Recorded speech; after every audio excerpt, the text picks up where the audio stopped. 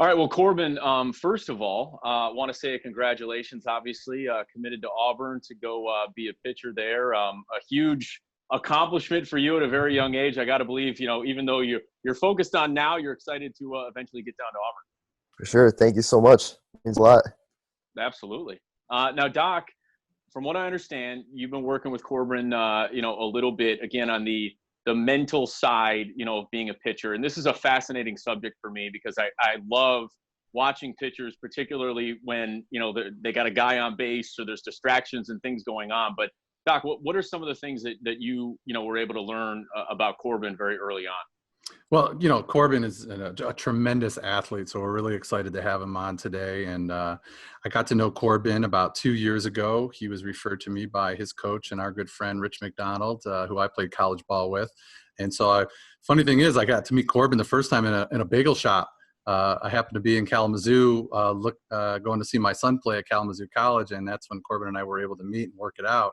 So I got to see some of the struggles early on that Korbin was having, not too much, just, learning how to be confident, taking his physical skills and combining that with the mental skills training that we were going to do to make him an all-around great ball player, which he's really turned into be.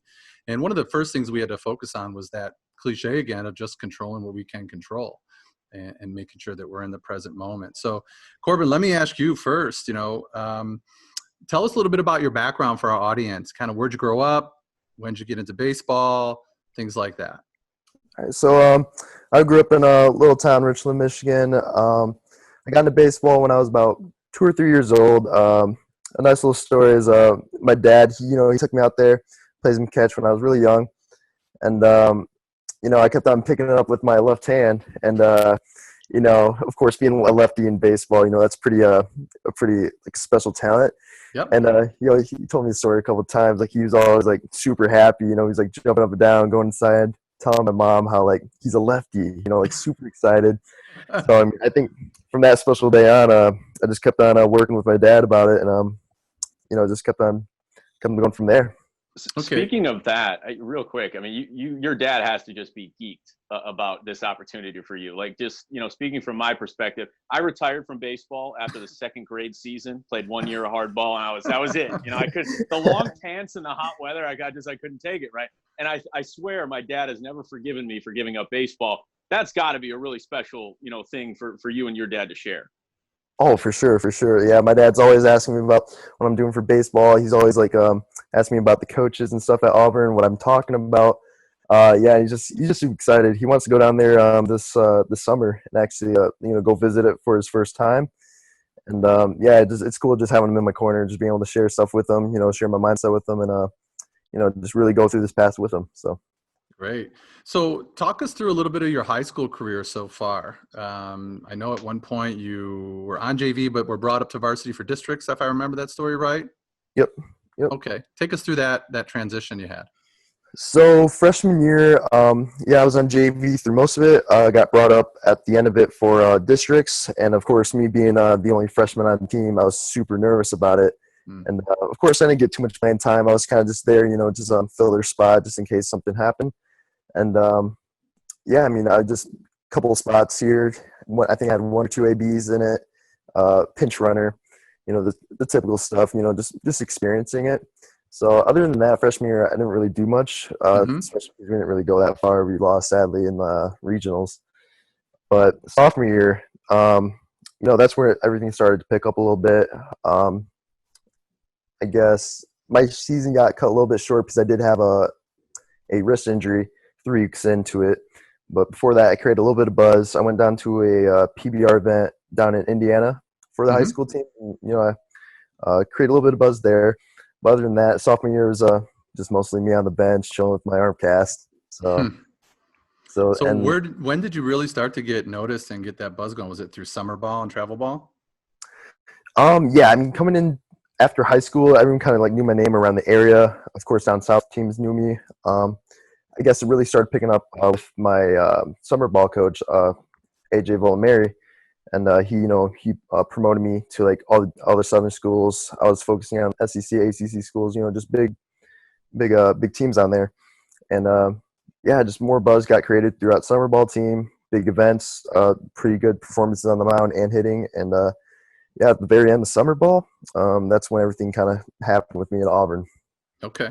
All right. Is there a moment though? I mean, you talk about your freshman year and your sophomore year and all that, getting to the biggest level, which is obviously, the varsity level, going through some ups and downs. Is there a moment maybe where mentally you feel like, okay, I got this, I belong, I'm supposed to be here? Were there some struggles you had to go through, or do you remember a specific time when you just said, I can play, I got this?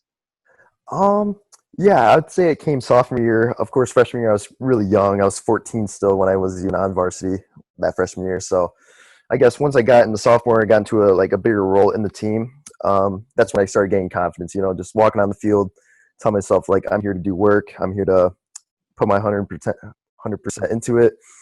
And I'd say by the start of sophomore year, I was really confident with my abilities to get on the field and do me. That's great. Tell us a little bit about the mental work that you have done to be more confident, some of the things that we went through, and how did that work out for you? I'd say I get my mindset and confidence from my meetings with you, actually. Okay. So I think, it's usually just going through the process, really. You always experience new events, some of it really good, some of it really negative that can take a toll on you for a couple days even. And yeah, it's all about just trying to find ways around certain I guess ordeals that happen throughout your career.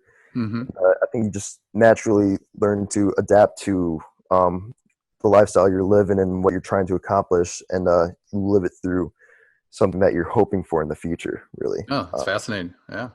Mm-hmm. That's terrific. One of the mental hurdles that it really does fascinate me with pitchers, and I'll be watching, game on TV, whatever it is, and I always get so frustrated because pitchers they'll get a guy on first base, maybe they walk them, maybe got a single, whatever it is, and their whole mindset will totally change. It's like they can't stop thinking about that guy over on first, and I'm like, forget about that guy. I know you got to do your job and keep him there, and you want to keep him close, but I guess what is that like?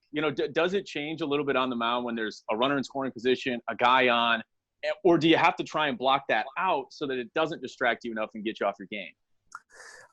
I'd say, if you're confident in your ability, if you're confident with what you're trying to do on the mound, that kind of just turns into white noise. Of course you're aware of it, but overall, it's the hitter that you really have to deal with.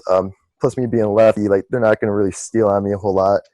And but as long as you're confident with your abilities, I don't think for me anything changes. Plus I'm always confident in my catcher too to gun him out. I'm always going to try at my spot and give him the best chance of throwing him out. So honestly, for me, not too much. Okay. So Korbin, I remember when we first met, some of the things we discussed, and I'm curious if you're still using some of this, is, we talked a lot about routines. We talked about a pre-pitch routine. We talked about some performance statements. We talked about pregame and pre-night routines and things like that. I'm wondering if some of that stuff has stayed with you, and or if you've modified it in some way, and how do you get prepared for a game and for every single pitch? So yeah, I've pretty much been following the same thing we've been talking about. Everything starts pretty much the night before. Mm-hmm. I always get into routine, just taking about 15-20 minutes going through what you want to accomplish that next day. Always eating healthy, getting the right amount of sleep. And so everything starts the day before. And when you get to the ball field, I feel like the confidence and everything's already there from that night before. You're already prepared. Mm. So the only thing you got to worry about is going in there, doing your warm-ups correctly and, pitching your game you're ready for. So I think everything happens the night before. The one thing I really stick with on the mound is definitely the breathing technique, Mm-hmm. Take a deep breath before every pitch. I even saw that in Tommy Henry, that pitch from Michigan. Right. That kind of sticks with me. He's really dominant. So, just seeing another person have success do it too, it's I just know as long as I continue on with it, I think yeah. And Kyle, I think that's really amazing for him to talk about being prepared the night before. And I preach that a lot when I work with teams and of course my individual clients. But I think the more you get done the night before, so you can wake up the morning of a game knowing you have everything you need. And it could be little stuff like, Is your uniform ready? Do you have the snacks and drinks that you want? Do you know what time you need to leave? I mean, simple stuff, but if you wake up in the morning and you're scurrying around your house looking for stuff, that creates anxiety and tension. And you're going to carry that right into the ball field that day, or you might forget something too if you don't check your equipment and like I said, those little things. So the fact that Korbin's really stuck with that, taking 15, 20 minutes the night before a game to get his mind right, to make sure everything's ready, his nutrition, sleep, I think that's a big contributor to his ultimate success. So what's the pregame meal then, Corbin, or the night before meal? Because I know Justin Verlander always talks about, he always binges or eats a ton of Taco Bell the night before, he's got to start. Is that – I can't imagine you're eating Taco Bell anymore. I mean, no, for me it's usually anything really light. I try to stay away from the carbs, really. I know, like, sometimes people do carb load, but for me, I just do really light stuff. A lot of healthy fruits and stuff like that. Maybe like honestly a turkey sub or something like that. I know that's still carbs, but like nothing a whole lot. And really just keep like the calories down a little bit because you don't want to have an upset stomach on the mound or something you don't really need to worry about. So honestly, anything that makes your body feel 100% the next day, that's what I'm going to do. A big comparable for me as far as pitchers and I think cornerbacks in football. I think from a mental standpoint, those are two very similar positions because of one thing. You got to have a short memory. Like, you might get beat on, a fly route, whatever it is, and give up an 80-yard touchdown. You got to forget about that because you got to come back out and they're going to test you and test you and test you, thinking they can do it again. Yeah. In baseball, it's kind of the same thing. You give up a homer, you give up a deep liner, to the gap, whatever it is, and teams are going to think, okay, he's going to leave that thing hanging up there. We got to take advantage. How quickly do you have to forget? You have a bad inning, you have a bad, batter, whatever it might be, and move forward and be like, okay, I got to lock back in. So ever since I was playing on my old Maroons team, Coach McDonald has always told me you get about 10 seconds and then you just got to reset. Mm-hmm. And I think after multiple years of just repeating that, that's what I just naturally do. Like on the mound, if something like that happens to me, of course I'm going to be a little angry in the moment being. But, after a little bit, you just take a deep breath, go after it. Like, honestly, just letting everything flow is probably the biggest part in this game. Because once you start overthinking, when you start getting mad, you're not focusing on anything anymore. You're focusing on yourself, not what you're trying to accomplish. So once you get mad, you're already defeated. So I would say just get out of it in 10 seconds and, just keep your mentality correct all the way through. Yeah, that's amazing. So, Korbin, I think you're setting a great example for younger players. So we're going to have a lot of younger baseball players probably listen to this. And what are some things that you would tell them so they can get on a similar path, whether it's through your nutrition, your mental game, your physical training, your perseverance, anything that comes to mind that you think would be a good insight for younger players to follow? Honestly, just having the mindset of just honestly letting everything flow. If you just build off of that, everything will be fine because honestly, a lot can happen to you. A lot of negative stuff. You can go 0 for 4. But of course, in the time being, it's like the worst thing for you. You're like, you feel like that feeling in your gut, like you just hate it. Mm-hmm. But honestly, in the next day, you're not thinking about it anymore. You're thinking about video games. You're like hanging out with friends. Like, right. it really does not matter. When you have a good game, and when you have a good game, you really never think about it after. So, Korbin, what I hear you saying is that you're really good at moving on to the next pitch. And talk to us a little bit more how you do that, like after a stressful situation. Just giving it 10 seconds or so, just refresh your mind after a pitch, after a bad hit or something like that. Mm-hmm. Honestly, just letting everything flow after that. You can't be stuck on something in the past because if you're stuck on something in the past, you're not looking to the future. That's right. So obviously you also had to deal with a lot of stress and pressure with all the scouts that you probably had to perform in front of them and showcases. So, I work with a lot of kids that's a big deal. They're worried so much about the people in the stands than they are the people on the field. How were you able to deal with that kind of pressure? For me, I never really think about the people in the stands. I'm always confident in my abilities when I get on the mound. I kind of like to show out. I'm like, you guys are here to watch me. I'm about to freaking ball out right here.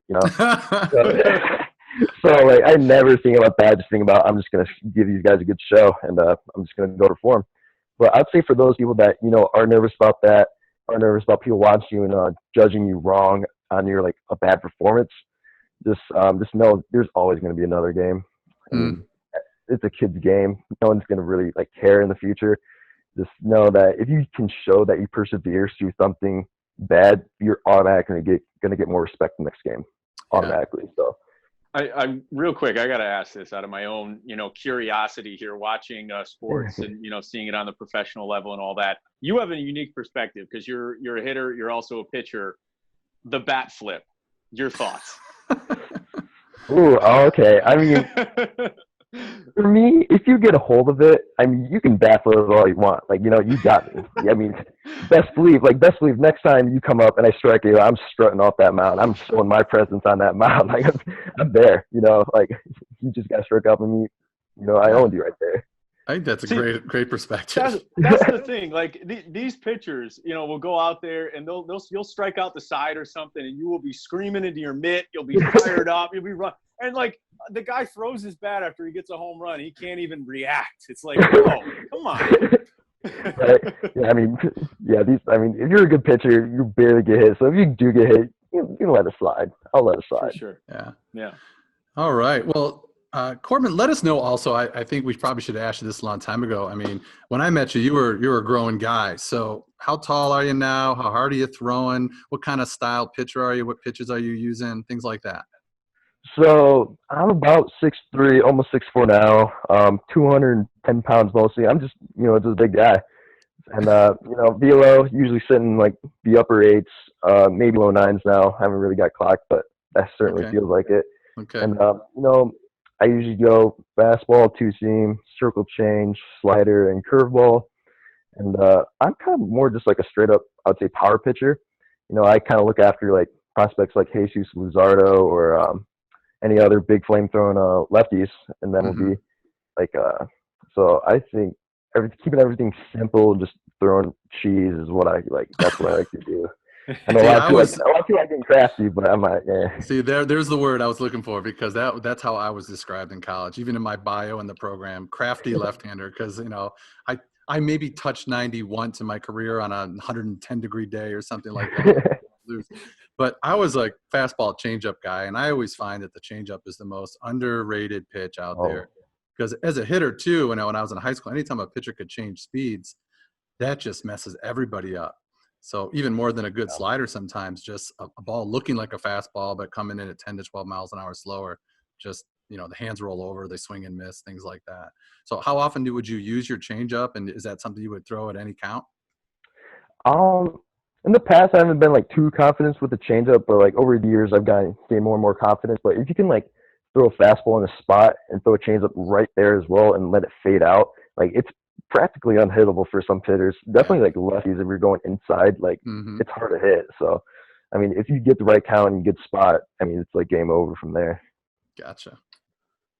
All right. Well, Korbin, we really appreciate you, spending a few minutes with us. Obviously, best of luck. Congratulations, on the Auburn commitment. And is there a place where, everyone can find you on social media or, track some of your progress and just kind of keep up with your, day-to-day here as you, make the transition from high school to college? Yeah. So my Instagram handle is Korbin.Griffin32. And then for Twitter, it's Korbin Griffin32. Awesome. So you can follow me there. Yeah. Assuming that's the jersey number? What was that? Is that the jersey number, 32? That's right. Favorite number. That's everything. Gotcha. Nice. Well, hopefully you can get it in Auburn, but you might have to wait. Yeah, I know. Casey Mize was the last guy to use that number, so that's a big feat. That's a thing to live up to. Absolutely. Well, Korbin, it's been great to see you, man. I wish you all the best. Keep in touch, and let's keep it rolling. And like you said, just let's keep flowing it. All right. Thank you guys so much for having me. Okay. Thanks, Korbin. Appreciate it. Take care, Korbin. All right. See you guys later.